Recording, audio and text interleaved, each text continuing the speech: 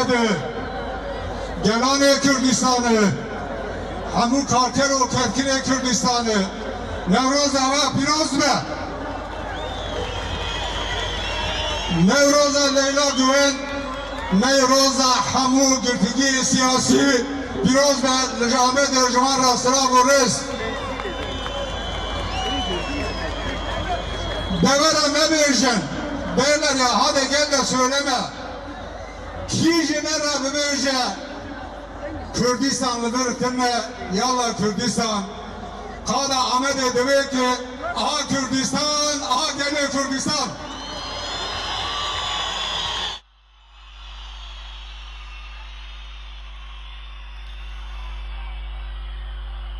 Hun dizanın gelo Nevroz berkhudane. Nevroz mizginiye bahare. Nevroz mizginiye azadi o serkabune.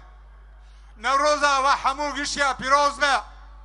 Em hevîdarın Nevroza 2019 bu sedema serkabuna Kürdistan'a başvur. Bu sedema Federasyona Kürdistan'a Rojava.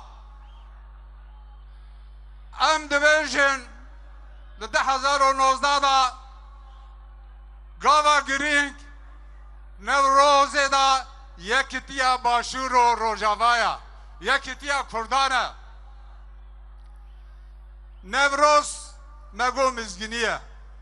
Li belê Partiyê me Kurdistanê ê Bakur du mizgîniyê baş gîhaştin Nevroza 2019.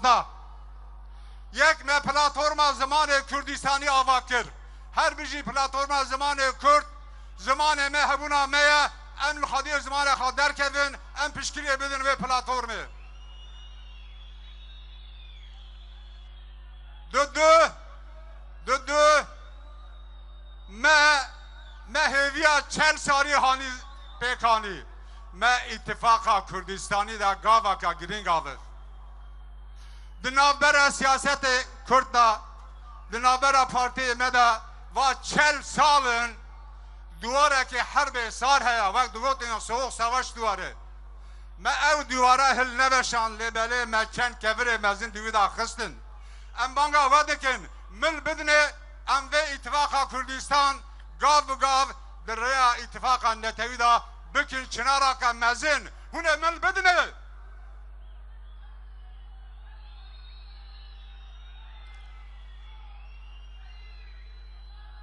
İttifaka Kürdistan gavaka biçûke lê belê du peyamê wê giring henin. Yek me got ew li nav siyaseta Kurd da dîwarê herba sar çend kevir têda xist em ê gav bi gav vî dîwarî em hêvîdar em ê hilweşînin. Ya du emîn ew İttifaka Kürdistan hêviya me hemû gişka hanî holê. Hêviya Gazî Mihemed, Mella Mustafa Berzanî, Mazlum Doğan, Yılmaz Güney, Seyda Cigerxun û Vedat Aydın bû. Ev hêviya me gişta bû. Em milê bidin İttifaka Kürdistan, em bi gav gav di rêya îtifaka netewî da vê îtifakê mezin bikin. İttifaka Cumhur divê bira gelê Kurd li hundir li her çar parça bira dayika xwe newne.